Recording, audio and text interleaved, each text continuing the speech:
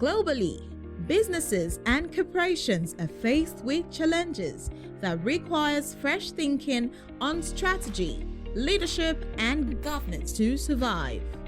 The Anchor is a program designed to help organizations and individuals to be skilled in handling challenges. Join Dr. Osare Emokai, a development economist and a corporate strategist, for this interactive, informative, educative program. It is my pleasure to welcome you to today's episode of The Anchor. I will be introducing my co-discussants today who are also the panelists.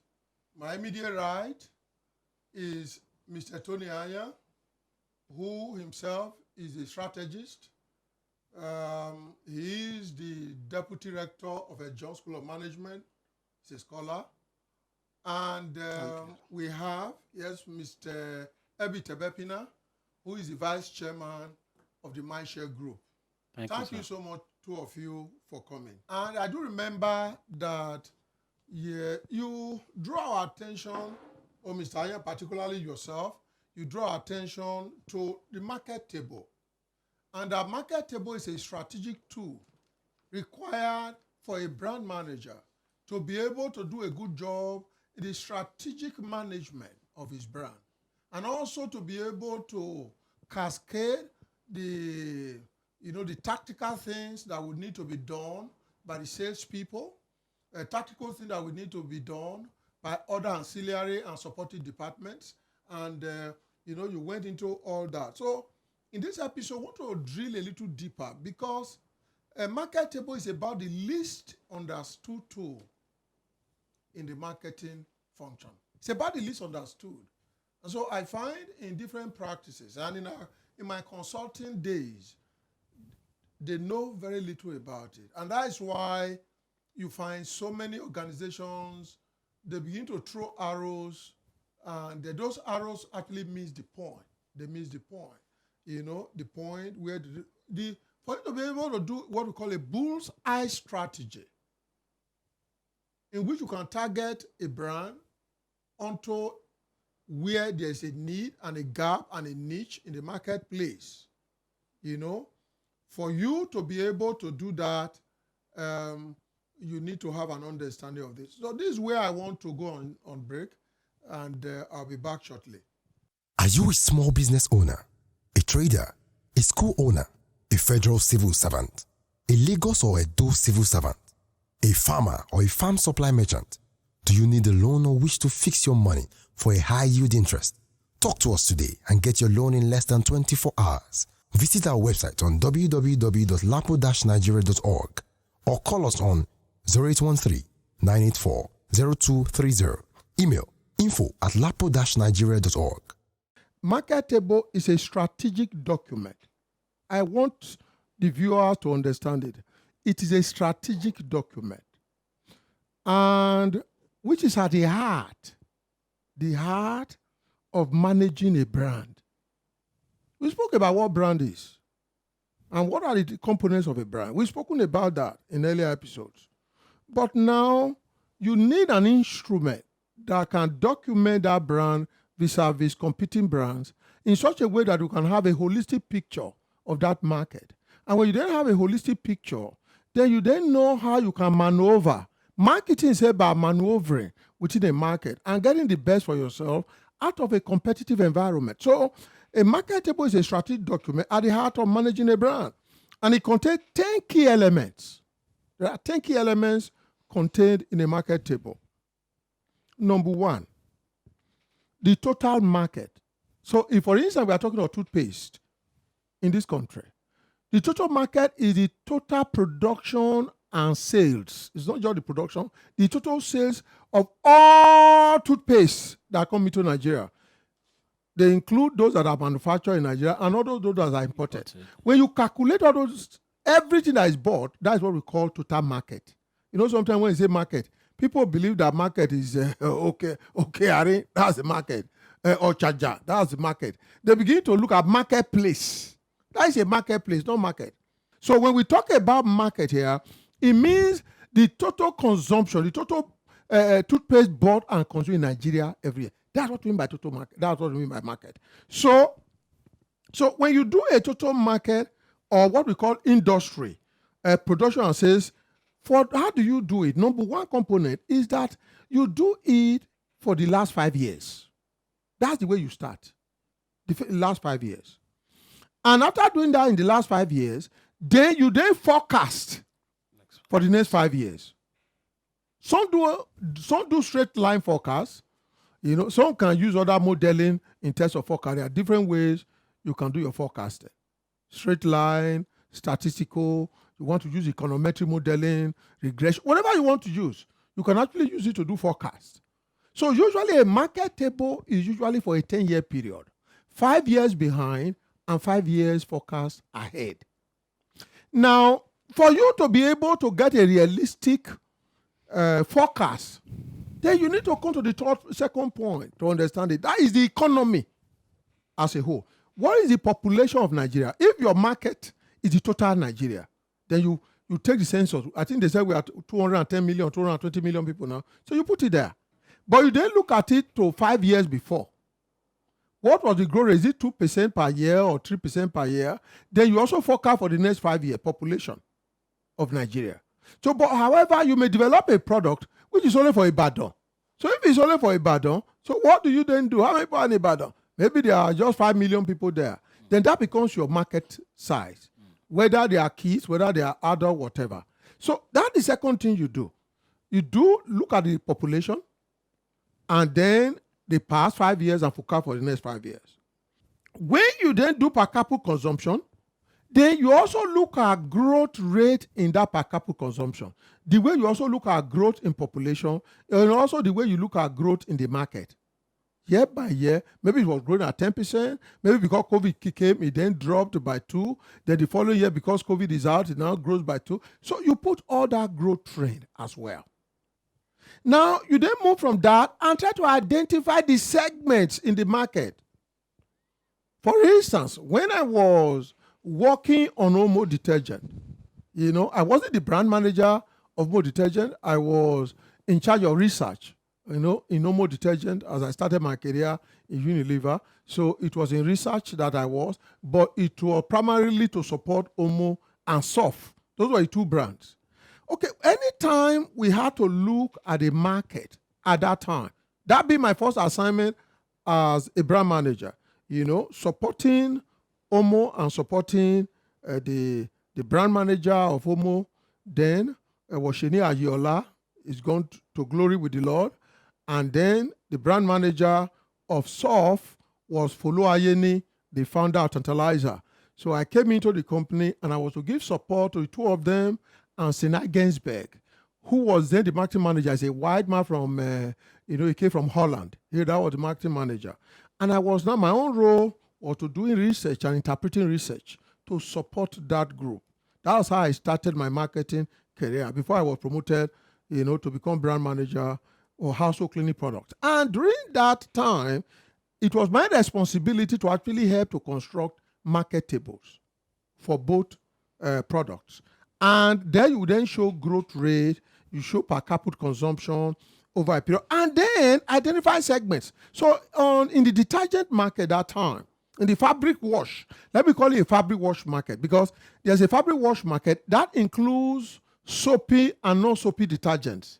There are different percentages. The active ingredients at that time, which was about 3% higher than that of Elephant, So there were all these things, you then had in there. And then you then had that component of what we call the soapy, the non-soapy, that's the chemical. That has its own, if you like, has its own segment. Then you then had the segment of the soapy, where the keys and all these other ones, Sunlight, came in. But however, when we needed to differentiate between the two and cut into two distinct markets. So in the non-soapy detergents, we then had what we call the premium. There were 3 segments. The premium, the standard, and the economy. And those days, the economy, some of them were made in Ilori, some of them were made in Jos, the economy. Because those ones were cheaper, and they were directed at very, very poor people. And then you then had the standard, and who were the people producing standard, and Omo actually belonged to the premium. And Sunlight, Surf, and sometimes wanted to put it at premium. Sometimes we then put it at standard. So you then find segments in that market. And you then define what is the size of each segment. And we actually found that the economy segment was the biggest of the three because we have more poor people in Nigeria. And we then found that a lot of the poor people were not buying our product anymore. They were buying more of Elephant and buying more of other brands. And that was when the board of that company decided, what can we give to those poor people so that they can embrace whatever? Two things had to be done. Because of the market table, I'm taking you through market table, why market table is important. We'll come into this when we are constructing market table. Two things. One, can you now put Omo in small sachets so that at least the poor people can afford it? Or do you even put Omo in a different format in line with the way the wash habit? And that's how Rin came to be. Omo in a bar form, cheaper with some calcite in it, and doing the other one in a sachet. To actually bring it down. So that is when you understand your market table, you understand the segment, you understand which ones you have more people, and maybe that is an area you want to play. So per capita consumption, identify, then the next step, as I said, you identify the gaps. Where is the segment or a niche that is not being met fully by the existing products? That gap. Is there a gap? Of course, as brand manager, I identified that there was a gap. And that was why we had to introduce Rain, because we saw a gap. Poor people, who even sachets were still too much for them, but whose wash habit was that until they scrubbed, they wouldn't believe clothes can be clean. And so the Rain came to go onto the economy segment to address the wash habits of these people. So you identify a gap. Now, after identify a gap, the seventh point is a choice of which segment to trade and which gap to fill. So you choose a segment, even within a segment. If you then choose a standard segment, there are niches within that segment.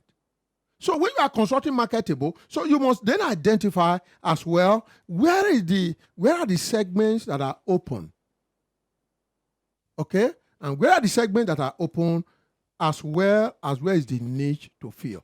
At this point, I want to go on a short break, and by the time we return, we'll take you to the 8th step, in constructing a market table. Concord Security Services provides impeccable security services to its diverse clients, from banking to telecoms, from international examination institutions to big restaurants. Our emphasis on the use of cutting-edge technology to provide solutions to prevalent security challenges gives us a competitive edge in the industry. Our array of services include man guarding, CCTV, perimeter fencing, full body scanners, metal detectors, VIP protection, escort services, due diligence, and event security. We offer extensive trainings to our security personnel to improve their physical fitness, mental alertness, and exceptional skills in managing complexity at our 2 training centers in Ed John School of Management and in Ilasa office. Engage our services today and let us give you peace of mind. Concord Security and Protocol Services Limited is located at 25 Abiyakuta Street off Beliat Bus Stop, Ilasamaja, Oshodi, Apapa Expressway, Lagos. Telephone 0805-690-8568 or 0805-119-9931. Send a mail to info@concordsecurityng.com or visit our website at www.concordsecurityng.com.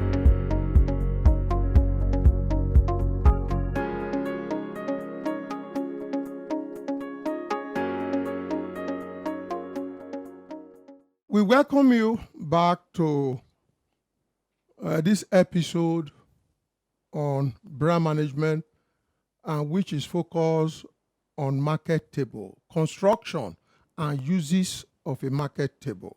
And we told us, as we got started, that market table is a strategic document required for us to be able to navigate a market, to be able to help brand managers identify gaps and how to fill such gaps and how to deliver value. Now, the next point is 8. We stopped at 7, and that has to, before the break, we stopped at 7. Number 8, a forecast of your brand place and performance over the years. So when you have already gotten all those 7, you then now can now sit down and it's a guesstimate. When we say forecast, sometimes people can think it's with mathematical precision, usually not. A forecast, you can use a straight line thing, but what even when it's a new brand? What are you going to use to do a line, whatever you want to use a mathematical model, when you don't even have data concerning that brand when it's new? So when you don't do a forecast for a new product, it's more of guessing based on your gut feel, based on your experience in that market. You can actually do some estimate. I think it's better to actually call it estimate than forecast, for the next 5 years, And then number 9, what value your brand intends to deliver over the period. What value are you expecting the brand to deliver? Then number 10, how do you align this with the product life cycle? Because, in the product life cycle, what you do when a product is different from brand life cycle. Product life cycle is entirely about the industry. Brand relates to your own. If it's Omo, then you have a brand life cycle. It's different from the entire industry of the detergent market, product life cycle. So you look at the product life cycle and look at your own brand, wherever you are, whether you are just starting or you've done 10 years. How do you intersect these two? And this was an area where I actually found, in my MSc class at Unilag, they didn't really know the difference between a product life cycle and a brand life cycle. Because the only thing that was in Kotler at that time was a product life cycle. They didn't have a brand life cycle. So it wasn't in any textbook. But because we knew it, I had to teach it to those young people then, University of Lagos in those days, short time in which I taught in the postgraduate school. Each of these components has its own tools of development. Each of all those shared 10 steps, they have their own different tools that can help you to develop. So, Mr. Anya, maybe you want to add something to that before we now go on to what are the benefits. Before we go to the benefits of a market table, because market table is not just done because you want to do some academic or intellectual work. It's done for a purpose. Before we go into that, Yeah, thank you very much. Some clients may want to use value. You have explained the volume size of it in calculation market table. Some may want to calculate it by value. That is to say, how many sizes of each brand did a particular consumer consume per particular time, multiplied by the price of that size. So the same method you have used to calculate volume, also for value. But I just wanted to mention that in addition to calculating it by volume, we can do it by value. Calculate it by value. That's right. Yes. That's right. You are perfectly right. That's right. Mr. Ebi, is there something you want to add to that before we then go into the use? Because the use of it is even more important than developing. Because you can get a researcher to help you develop it. At the end of the day, you, the brand manager, you want to really use it for yourself to ensure you can do what you are doing as a brand manager. Is there any other thing you want to add about the calculation? Or? No, just to add to what has been said, like you said, it's a strategic document. Yes. That means that it's something that must be taken seriously. Yes. For you to really be out there and make the impact that is expected of you to make. Okay. So now, what is the use of this market table? Number 1, you see, when we talk about history, when the pandemic came, people were saying we'll be having a pandemic every 100 years. They then looked at the Spanish flu that happened about 100 years ago. And they went back and actually found over maybe 6 centuries.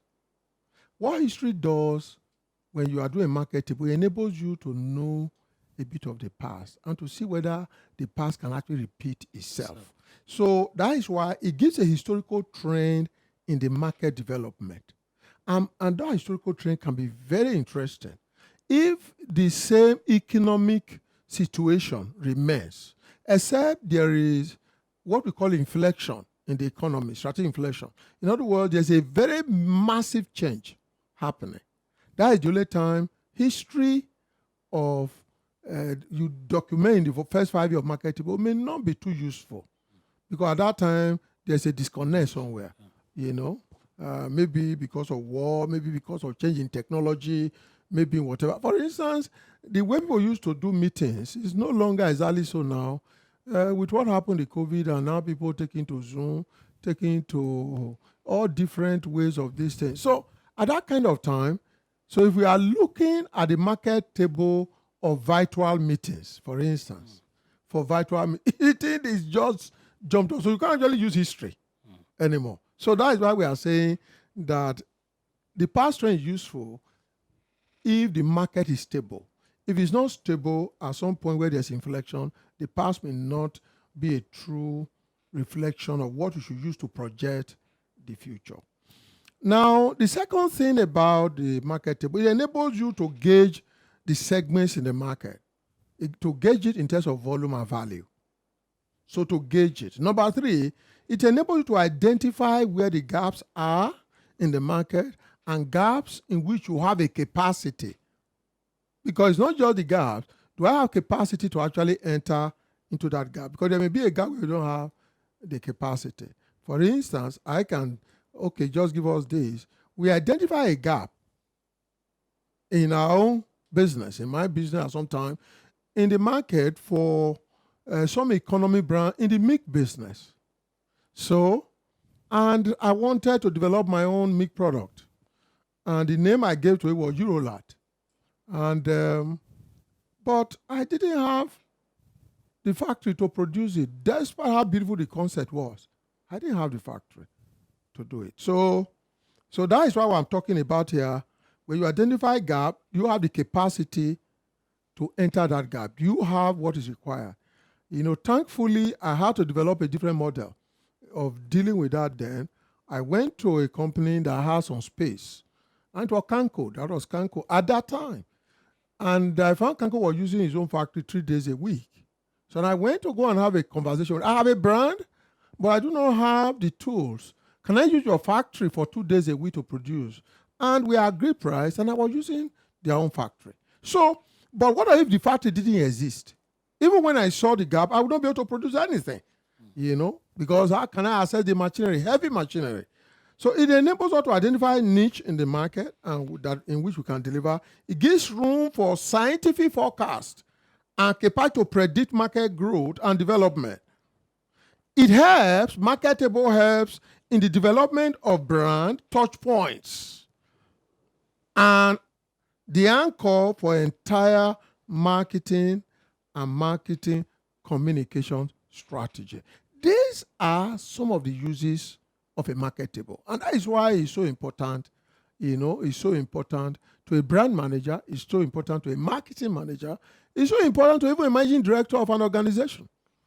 Because when you have the market table, right from it you can develop your marketing strategy, from it you can develop your brand strategy, your brand communication strategy. Once you have the market table, it provides a foundation, a platform to be able to do so much in managing your brand, managing it through its own life cycle, managing profitability, value delivery to all the stakeholders. Now, Mr. Anya, maybe you want to add something to that in terms of the use market table. Just one thing. Yeah. From all we have heard from you, market table serve as a mirror. A mirror. Through which manufacturer view their performance across product categories. Yes. From all you have enumerated, once you look at market table, it gives you an idea of what your performance is in that product category. So just like when we are dressing up in the morning, you look at ourselves in the mirror and see whether you have dressed properly or not. It serves that to manufacturers across all product categories.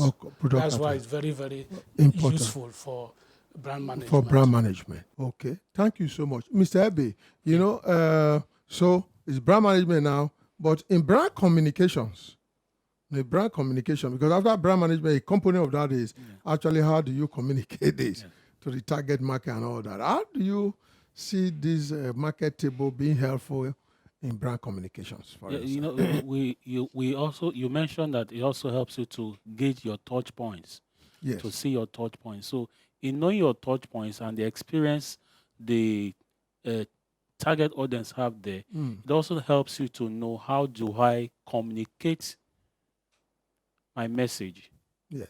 to this target audience. I think Yes. I want to go back to one of the episodes Yes. where you were talking about when we were talking about locks, for instance. Yes. How do you communicate?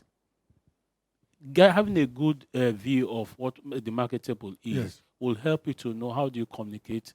You mentioned jokingly, what's it called? Is it Bully This Pa- this place, this location, is it Lekki now. Lekki, yes. It was It was Morocco. called Morocco. From Morocco So then. if you must communicate to those people then Yes. that was at Morocco, Yeah. you know how, what and where, what to communicate to them, To them. and how to reach out to them, when to reach out to them. So it helps to define even your activities as you move on. Oh, thank you. And again, Yes. if Yes. maybe you launch a campaign that ran throughout the year, and then towards the end of the year, you look at your market table, you didn't perform well. You ask yourself, Yeah, what did praise, I yeah. not do right in that campaign? How do I improve on it so that next year my position will improve in that market table? No, thank you so much. So, for instance, at least I can mention these two companies that really, at the time they wanted to elevate the way they do marketing. You know, marketing. What is marketing? You know, marketing is a process of identify, a need, satisfying that need, profitably. And so on and so forth, where you define marketing. So there was this time that these two companies, very important companies, those of us who know 7-Up, 7-Up was very major contender with Coca-Cola in Nigeria. And so they wanted to beef up the strength of their marketing power, and they felt that they really needed to have a grasp of the market table. I was particularly blessed at that time.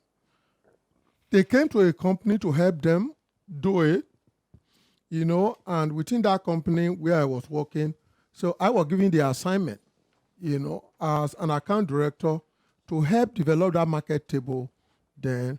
And then something beyond that, a very robust approach to dealing with issues in the market, for 7-Up. So, and I worked on that for maybe about 5 years, and exactly about the same thing also happened to NASCO. So, some other time when we needed also to do something in the courier business, and DHL at that time also needed,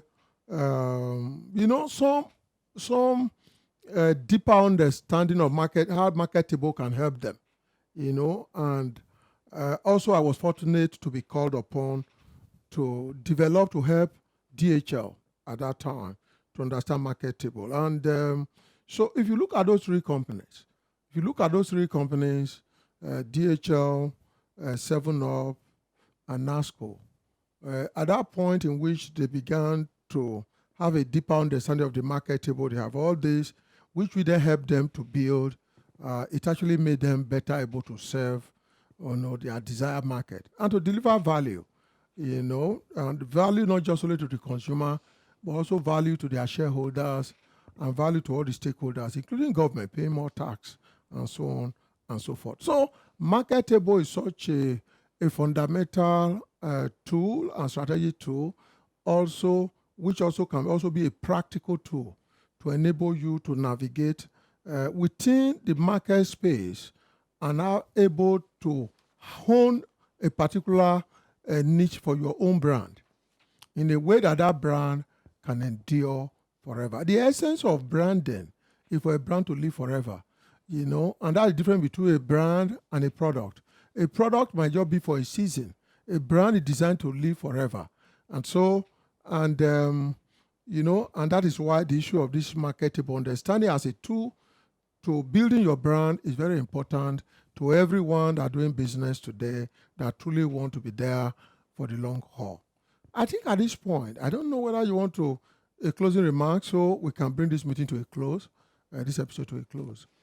I want to now implore manufacturers to now see the need for market table. A situation where any manufacturer may not have any professional that can do it in-house.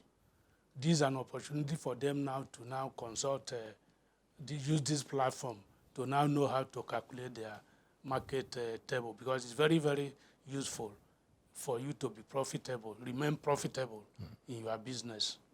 Thank you very much, Mr. Anya. Yes, sir. Your closing? Yeah. remarks? So in one of the episodes, you did mention why brands don't die, and you compare it to products. That somebody mentioned it, and this is one of the reasons. Like we have rightly explained, a well-done market table shows how a brand lives forever, determines how brand lives forever. In one of our episodes, you were reeling out brands that are striving. Coca-Cola, Amazon, and all that, is because they've done thorough job in terms of looking at the market tables, looking at 5 years, doing a forecast and all that. They've taken this whole on to ensure that they are practicing it, ensuring that everything is, there are no gaps. And if there are gaps, they are closing up on the gaps to ensure that they're catching on those gaps, and that enables them to ensure that all through, as they move on in the brand journey, in their the journey brand of that journey, product, yes. they're always there. Yeah. Top. So that is where we want to bring this to a close today on brand management. This has been an exciting episode, and the next episode we are going to take you deeper in brand management. And so, to everyone there at home and in your offices, we say God bless you. Should you have any need for branding, brand management, you need to be helped to construct your market table, you need anything, please contact any of us. There will be phone numbers scrolled on the screen. There will be emails scrolled on the screen. I will be there to give you assistance so you can get a better understanding and can build an enduring brand and enduring business for your own organization. May the Lord bless you until we come your way again, and bye-bye.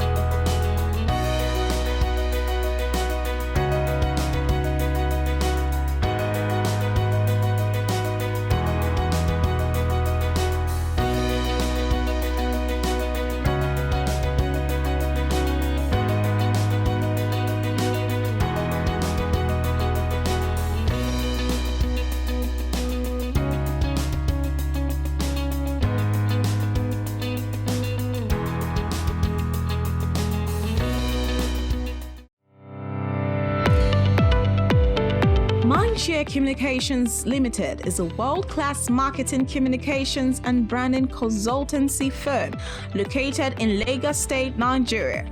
We offer a wide array of consultancy and promotional services to corporate businesses and firms. Our services include strategic marketing activities, public relations, advertising, social media management, digital marketing, web development, brand development, marketing activation, strategic branding, market intelligence activities, and telecoms, ranging from CUG management to airtime vending. Call Mindshare Communications today to help you achieve your goals. For further information, please contact Abiola on 0807 739 0974. Send a mail to info@mindsharelimited.com or visit our website at www.mindsharelimited.com. Address 184A Kaduna Road, Crystal Estate, and Mowadofi Estate, Lagos.